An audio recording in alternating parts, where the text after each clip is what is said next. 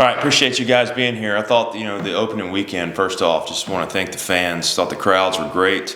The energy in the ballpark, the operations, the music, everything that goes into it is so important. The social media, that's so important as we get going and building what we want to build. All of that is important. So, Luke, David Cox, Savannah, Mike, everybody, just want to thank them. Opening weekend, just obviously you want to get away with the series win, end up with the split. We got to continue to get better. I think we saw flashes of what we can do and what we can be, and as we continue to get better and evolve as a team, we can get to where we want to be, to play really good baseball with timely hitting and timely pitching. Just on the pitching side of things, I thought Corley was really, really good. His first outing back from the injury, I thought he attacked. He's just so hard on himself. But just getting in there, and I just thought it was he set the tone, going after hitters, and he looked really healthy. He looked durable. And so really proud of that outing. And then Tubbs on the backside just coming in and shutting the thing down. That's big for him. I thought Tubbs looked really athletic on the mound, moving right. And he looked like a veteran, and so really proud of him. Game 2, I just thought we got away from attacking. It was 9 competitive pitches. Just got ourselves in a hole there. And, once you get behind like that, you have to be really smart in managing your bullpen. And so proud of the comeback. But I want to find a way to win that game. We talked about that. If it's going to be 2 teams scoring double-digit runs, we find a way to score one more than them. And then the next day, I thought Hess and Roark for Game 3. I don't think they were very sharp, but I thought they did a very good job of competing. So Hess, he knows that's not his best stuff, but he found a way to get us in. I think the 5th is what he got us to. And Roark, that's his first outing right there. Presence, was exceptional. Just had 2 mistakes right there that got him, and I think he'll learn from that. I thought the way he finished, and he never really you couldn't tell if it was going good or bad with him on the mound. So he's going to play a big piece for us on the mound. I was really proud of him. And then Game 4, JC showed once he can get that fastball in, and when he can start elevating it, he can be really, really good for us. So I didn't think he had his best stuff as well. Just opening weekend, didn't throw a lot last year, but you can kind of see how tough he is on the mound. And then I thought the highlight of the weekend on the mound was Adam Brodnax just coming in, and we talked about last week. He's an 18-year-old. That's not really an 18-year-old, all right? And he gets into the bases loaded jam with no outs, and it was just he never wavered, gets out of it. Really proud of him. And then I think Sheets and Scarrett's just being ready, a long weekend, that many innings, and then their name is called there in the 8th and 9th. Just came in, and it was strikes right away. Right away. Those guys were challenged a little bit at the end of the preseason, and they responded, and they need to be ready to go tomorrow. And, on the offensive side of things, the numbers will look good. We were able to slug, and then you saw once the game kind of presented the opportunity to apply some pressure, I thought we did that as well on the bases. But, the result's fine. But I think if you really look at what we want to do offensively, process-wise, just the big innings, we're kind of throwing away some ABs right there in the middle. We're only 51%. Positive ABs, we need to be 55% or better, okay? And I think our guys understand that. I thought our fastball timing got off a little bit right there in the middle of games. But, 3 out of the 4 games, scoring double-digit runs and double-digit hits. I want that to be our identity, being able to diffuse the fastball. So we got to get better there.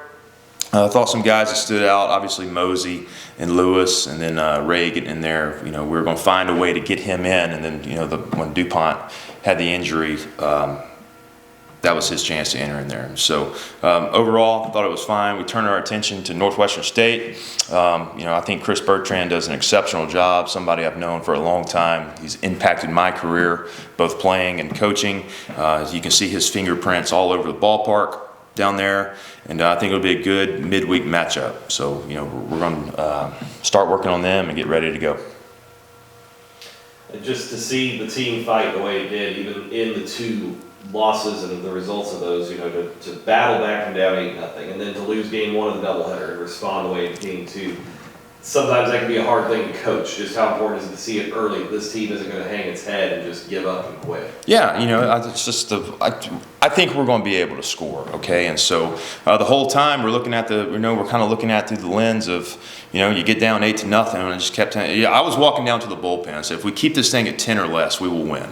Okay, and obviously we scored 11 runs, but we gave up 12, and so I think it's it can send the right message of what we have. I think the clubhouse, those guys, I could sense it after the game. They really cared. They were disappointed. And I know it's early in the year, but I just we need to set the tone and the standard of how we want to play, and I didn't think we really did that early.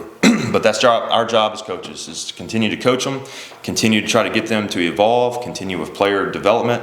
I thought our prep work before each game was really, really good. I thought the coaches, Shots, Henry, Brady, I thought they were good all weekend, and having the guys prepared, and just this, the opening weekend, maybe there's some tightness, maybe some jitters. We got to get that out of our system and get going and play at the level we want to play.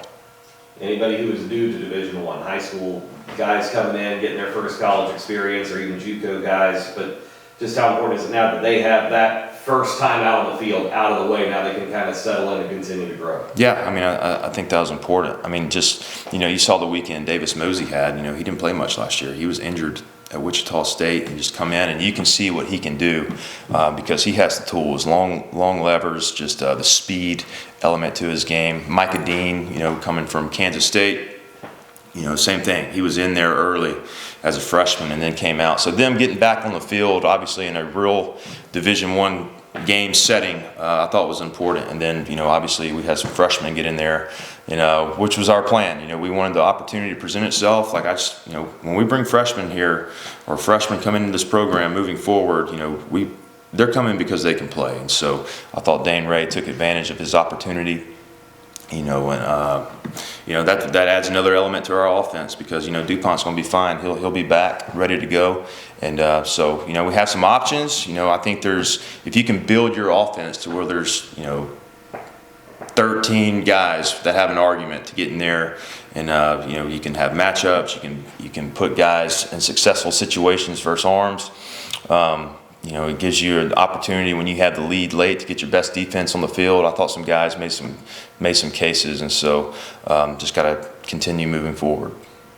I know you've come here late in the process for Adam Tubbs and his maturity and all that, but he started off as a matchup guy as a lefty and then was able to go 3+ innings and close it out for you on Friday and get a save. And just how valuable is a guy like that? How I know he works hard, he's the big development guy, just his ability now to be able to come in and throw multiple innings, just how valuable is that? That's very valuable. I think him and Coach Cox have a great relationship, and they're on the same page for his development. I thought when he got on the mound, man, the ball looked like it was coming out really, really well. His lower half, when we first got here, just the way he's moving on the mound, I think looks completely different, right? And so he does such a really good job in the weight room. I want him to have a lot of appearances, and so, and I think he wants those appearances as well.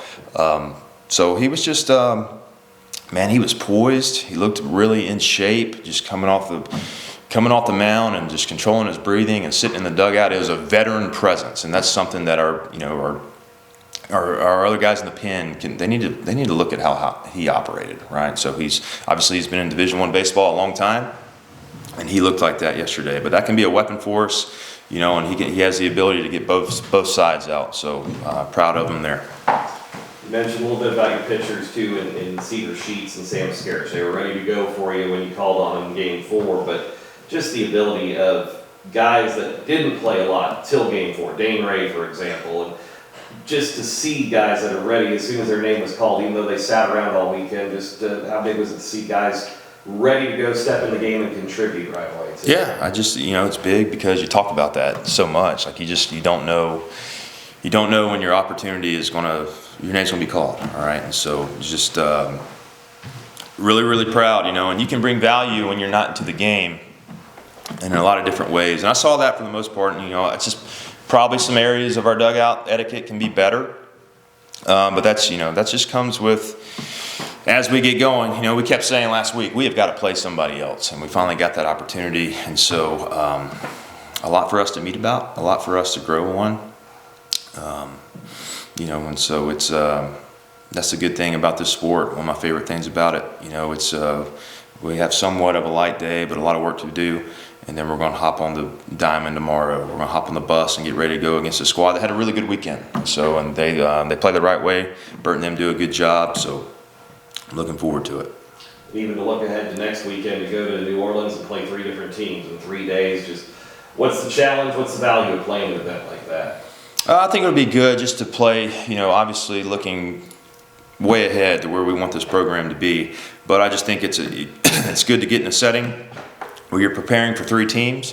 The game times present, a unique opportunity for us, playing 2 early games at 11. It's good. I think it'll be good for our offense to, have a different way of preparing for a game. We'll probably be in cages, might be tight little windows. You never know. Playing at New Orleans, like right there on the water, a storm might pop up, and so create some adaptability for our team, some maturity, some growing.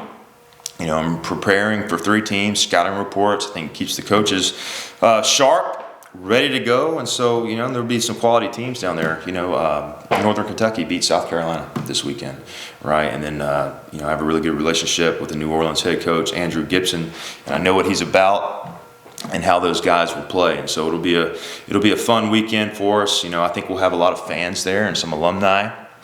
And it presents a great opportunity to get down there, a new stadium, new turf, and a really fun place to play and a really fun city to be in. So I think it would be a good opportunity for our club.